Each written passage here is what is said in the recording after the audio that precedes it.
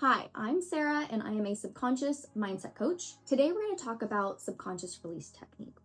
But before we do that, if you haven't already watched my subconscious belief video, I would pause this video and go watch that one first, because that one gives you some context as to why this video is important.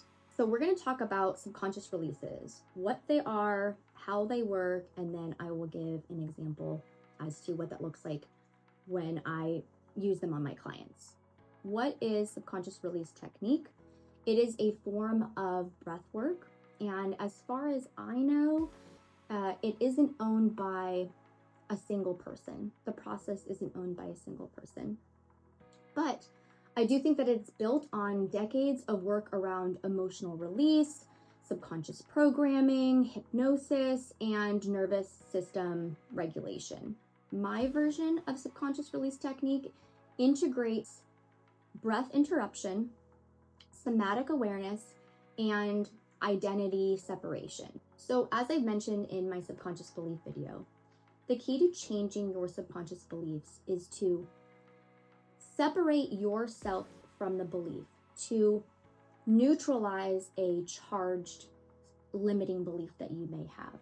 Let me show you what a subconscious belief actually looks like. Essentially, you're going to take a deep breath in and you're going to hold it. I'm going to give you a phrase, or I'll give myself a phrase, and I will say that in my head while I'm holding my breath. I'm going to then release, when I finish the phrase in my mind, I'm then going to release that phrase, that limiting belief. So it's going to look like this.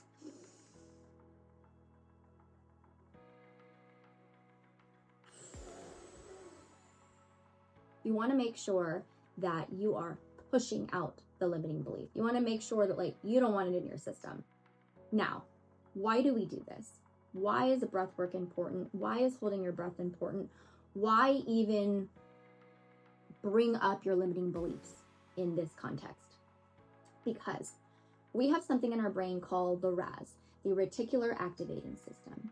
And this part of your brain decides what gets your attention, what gets ignored, what feels important, what feels threatening, and so on. It's basically your brain's relevance gatekeeper. It decides what is relevant to you. So by taking a deep breath in and holding it, you are cutting off the airflow to your brain. And when that happens, your brain doesn't care about what it's thinking about, subconscious or consciously. It just kind of ceases all thoughts, or at least slows them down. So it gives us a chance to actually highlight the thing that we are wanting to release. Again, tapping into the RAS center.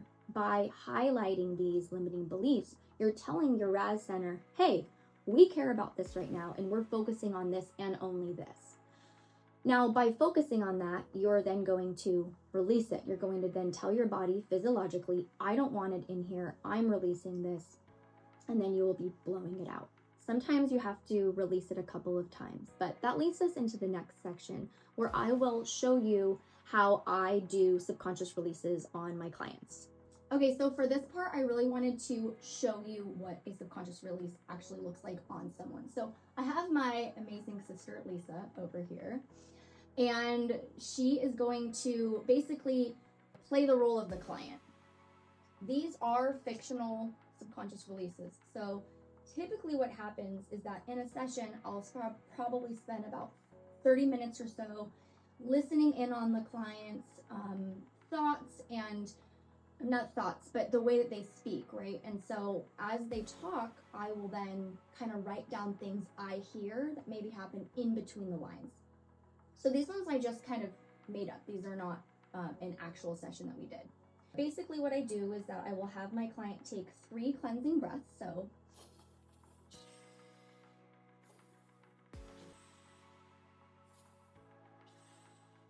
okay, so then I will have my client then take another deep breath in, and she's going to hold it. When she is holding it, I'm going to say a phrase. She's going to say that phrase in her mind, and then when she's done saying that in her mind, she's then going to blow out. And I want it to be like, I don't want this in my body, in my system, in my space, get it out, right? So there needs to be intention behind the exhale, and it goes like this. take a deep breath in, hold it. I release all positive and negative emotions with, if I lose momentum, everything will collapse. Good. Take a deep breath in, hold it. I release all positive and negative emotions with, slowing down means I'm falling behind. Good. Take a deep breath in, hold it. I release all positive and negative emotions with, rest is unproductive.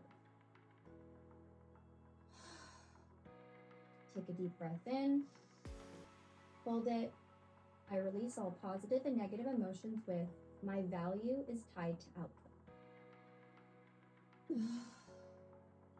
Take a deep breath in, hold it. I release all positive and negative emotions with, I can't afford to take my foot off the gas. Okay, good.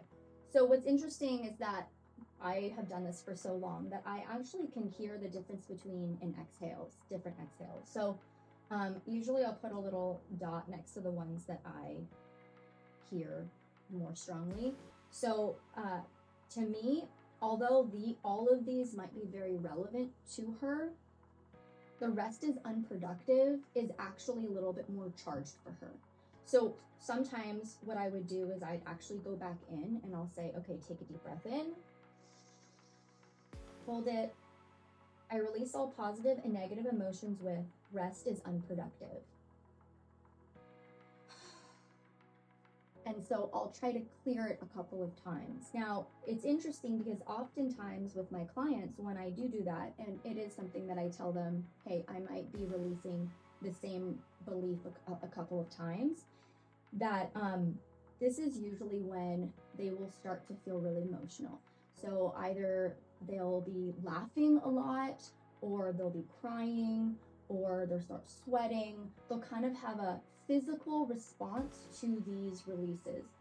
I personally, the way when I'm releasing something, I yawn a lot. It's very bizarre, but I just let it happen. So when I'm finished with the releases, which I only did 5, but typically in a session, I have a full page that I've written down of things. And we'll kind of go back into the ones that I feel I've heard more potently, that are more charged, and we'll kind of go back in. I usually always ask the client, how are you feeling? Did any thoughts or feelings come up during these releases? Which I don't know because these don't necessarily apply to you. Did you have any thoughts or feelings then when you were releasing any of these? Going into a relaxed state after I felt anger. So I have actually gotten permission from her to actually give a mini session on her so you can kind of see how this works. So let's dig a little bit deeper and figure out if anger is a thing that's telling you that there's something going on in your subconscious.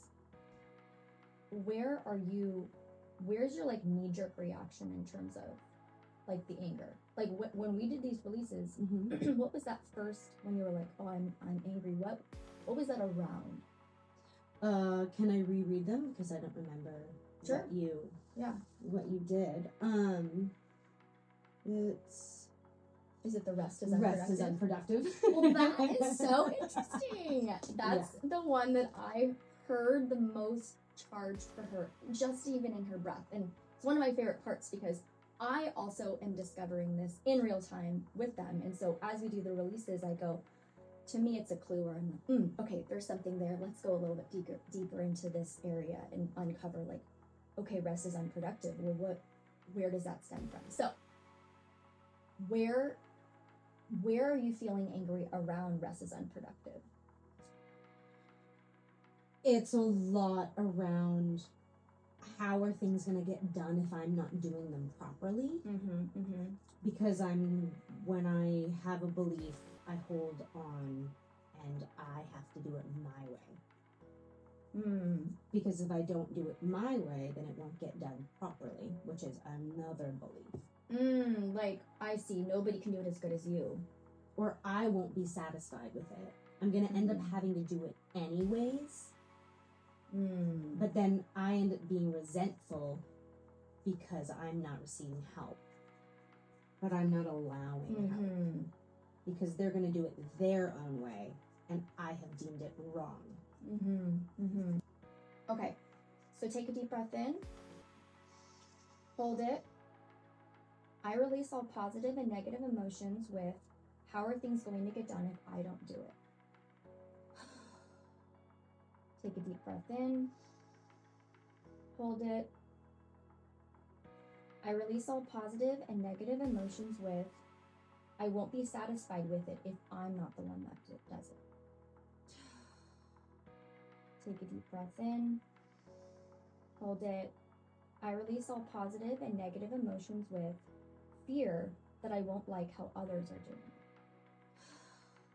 Okay, I don't know if you guys heard that. The previous one before, that won't be satisfied with it, was quite short. And so I don't think that's very charged. We're gonna cross that one out. But this last one, the fear that so it's not so much the belief is, how are things going to get done if I don't do it? The belief is fear that if I allow others, if I relinquish that control to others, that I'm not gonna like it, and then I'm gonna have to do it all over again. And then it proves in my brain that they're incompetent to taking care of me. Right. Then it proves I'm never belief enough. that, right, totally. Then it goes on and on and on. So, another huge part, first off, I hope that was pretty clear. Subconscious beliefs and releasing it can be quite complex, right? And so I'm trying to break it down and make it as simple as possible. So I hope that kind of gave you a little bit of an example or a model as to what subconscious releases look like. Another important aspect to subconscious releases that I don't think as many people talk about is that when you release energy, thoughts, emotions in your body, you create space. And in general, we live in a negative world. It's a lot easier to be negative than positive because negativity travels a lot faster than positivity does. So we have to go in, and I call them fill-ups, and we need to fill back in the space that we just released in her. Okay, so fill-ups are going to look like this. It's the same breath hold, but I'm going to give her a different phrase. Another thing that I have personally kind of added into my own little spin of this is that I love to have my clients smile when they are saying these fill-ups, because our minds follow our physiology. So when she's smiling, she's not only saying this, but she's telling her body, we believe this, we feel this way. So I'm going to have you do that. You're going to smile. If you don't feel genuine or authentic about it, that's okay. We're just going to force the body to be like, we're really happy about this thing. But as you go through them, you'll probably find that it gets easier because you start to follow suit. So take a deep breath in and hold it. I smile. I am so happy, thankful, and grateful that the way others do things is just as beautiful and efficient. Take a deep breath in, hold it. I am so happy, thankful, and grateful that I relinquish control and trust that good things will come out of it. Take a deep breath in, hold it. I am so happy, thankful, and grateful that what if I like how they do it more? Did you hear how like the exhales are a little bit more, there's relief to them? There's more believability. Yeah. So how do you feel? Great. Do you feel a little bit lighter? I think this is the first time you've done this in a very long time. I know, it's been a long time. It's been years. So I'm feeling aware of what I am lacking. And I am feeling hopeful in what I know I need to do as a discipline daily for the neural pathways to reroute. You mean like take on a different story? Yeah, but do more releases. Like work on this. Because it feels inauthentic to smile and believe something you don't believe. And by the third time that you do it, no matter what you say, it's almost like I have accepted that I have to accept it. It's like a hard truth to swallow, and it is a belief I want to jump into. So that willingness, because I'm very stubborn, but I've worked on my stubbornness enough, where jumping into it is uncomfortable. I feel very uncomfortable with smiling and saying everything's great with what isn't great in my neural pathway, and then by the third time, I'm like, this is what I'm rewriting right now. I have to be on board. Like, this is why I'm here.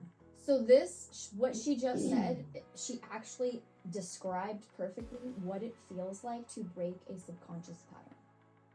Our subconscious patterns are habitual. They are familiar. They're comfortable. We like them. We like that we can predict. Our subconscious likes to predict the route that we are going to take every time. When you go in and you go, I don't like that route, then you are essentially coming and it's called a pattern interrupt. You're interrupting how the pattern usually goes. And that's exactly how it feels. If it feels that way, if it feels inauthentic to you, even though it's a belief you know you want to hold, it doesn't feel right or that is a good thing. That means you are making progress. You are rewiring the neural pathway as to how it's firing again and again. So that was a beautiful example of what that looks like, and feels. It's a really, really good thing that you are feeling that way. And she also said something that was really important. She said by the third time, she started to get on board. Again, that's why repetition is so important, because that's really what it comes down to. It comes down to doing it again and again and again, and making that be the neural pathway that is comfortable and habitual and the way that you are wanting to think it. So, Lisa, thank you so much. Yeah. This was more than I could have ever imagined. I hope you guys got out of this and understood how this all works. Of course, you can always contact me if you have any questions about this, but I'll see you guys in the next video.